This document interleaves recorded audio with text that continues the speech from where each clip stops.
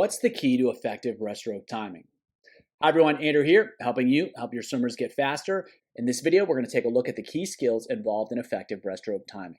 Breaststroke timing is one of those things that can be really frustrating for both swimmers and coaches alike. It can be there one moment and gone the next. It's something that swimmers really struggle with achieving in the first place, and once they get it, it can be something that can disappear just as fast. So what we're going to do here is we're going to take a look at the underlying skills which determine effective breaststroke timing, and we're going to keep them as simple as possible so that way we can help swimmers learn those key skills as quickly and easily as possible. And as we'll see, effective timing changes based upon how fast swimmers are going to swim.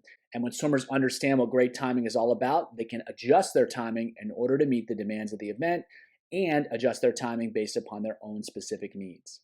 Let's dive in.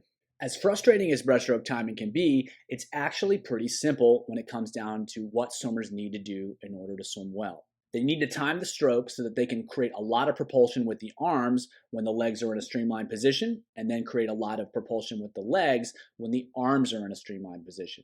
They have to time those two different goals so that they can both happen at the same time and they can happen at relatively high stroke rates. So let's take a look at it in a 200 breaststroke context when there's a little bit less pressure to keep the rate up.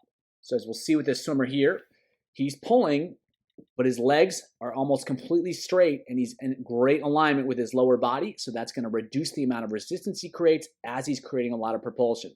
So it's adding a positive and a really small negative instead of a really big negative, which is just going to cancel out that propulsion. So we want a lot of propulsion and not a lot of resistance. So you can see the legs stay pretty long, pretty streamlined. Right now he's finished his pull. Now the legs are going to start to come up. And then he recovers the arms really quickly, and he just now starts the kick, and he's almost in a perfect streamline already.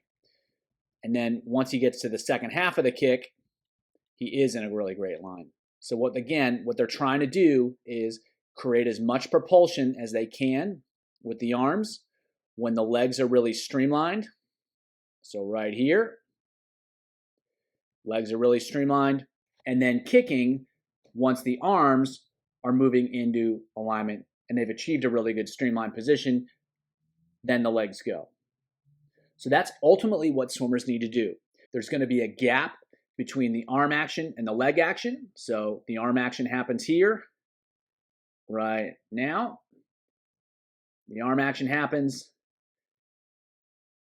and then the leg action happens.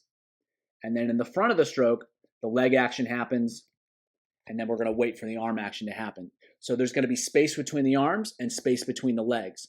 What determines the amount of space is going to be the distance that the swimmers are swimming, as well as how effective their kick is. The better their kick is, the more they can wait in the front of the stroke, and the slower the stroke rate that they're using, the more space they can have between the arms and the legs. So let's take a look at the swimmer on the left here too. So he's pulling, his legs haven't moved, he's finished his pull, and now he executes his kick. And right when he's performing the propulsive portion of his kick, he's already in a great streamline, he's already aligned, and he maintains that. And so again, there's a space, he waits to set up the pull, then it's arms, all the way through, and then legs. So there's space between the arm actions, there's space between the leg actions, and that allows them to maintain and achieve a really streamlined position before they create propulsion with either the arms or the legs. So if we watch this swimmer here, she's going to pull, the legs are still in really great alignment, and as she kicks, the upper body's in really great alignment. So arms, legs, and each time the kick is happening when the arms are streamlined, and the pull is happening when the legs are streamlined. So it's the same principle every time. Swimmers have to time their arm actions and their leg actions to maximize propulsion at times when there's as little resistance as possible. The bigger the positive, the smaller the negative, the more speed that swimmers are going to create as they move through the water.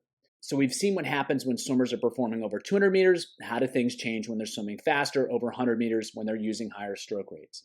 So if we watch this swimmer here, she's going to take her pull. Her legs are still streamlined. She's just finished the pull, and now she's setting up the kick. So right here, she's about to initiate the propulsive portion of the kick, and she's already in streamline. So again, arms are pulling, legs are in line, legs are kicking, upper body is in line. So the same thing happens as when they're swimming over 200 meters. The key difference is that there's very little space between the arm and leg actions. So As she finishes the kick here, she's already getting into the pull. She hasn't lost her alignment, but she's starting to set up for the pull. And as she pulls, as soon as she finishes the pull, those legs start shooting up, and they shoot up fast. And so that's the key difference, is the arm and leg recoveries happen much faster, and there's very little space between the arm and leg actions. So the arm actions don't change very much, the leg actions don't change very much, and they both still occur when the opposite set of limbs is in a streamlined position. The difference is those spaces between the arm and leg actions shrink, and the arm and leg recoveries happen a lot faster so that the arms and legs can be in position to create more propulsion sooner and be aligned faster. We'll take a look at one more sprinter here to illustrate the concept. So he's executing his pull. He's finished his pull. His legs are still in really great alignment, and he's just starting the kick, and his upper body's in great alignment. So same thing here. Starts the pull. Legs are still in great alignment, and then both the arms and the legs recover really fast so that the swimmer can get into a position to create propulsion with the legs quickly, and also get the upper body in position to be streamlined quickly. And that way, he can create a lot of propulsion with the legs while still getting in a really great aligned position and keeping the stroke rate up. So even though this swimmer is swimming 100 meters at world record pace, there's still separation of the arms and the legs. There's still the same effective timing. What changes is that the speed of the arm recoveries and the leg recoveries increases, and there's less separation between the arms and the legs. It still exists, but there's less of a gap between when the arms work and when the legs work. And so the key timing skill that swimmers need to learn is how to separate the arms and the legs to create propulsion with the arms when the legs are in line, and create propulsion with the legs when the arms are in line. And then they need to learn how to change the degree of separation depending upon the event they're swimming. When they're swimming longer, when they're swimming slower, there should be more time between the arms and the legs. And when they're swimming faster, they can start to shrink that timing down. That way, they can adjust their timing based upon what they need to achieve.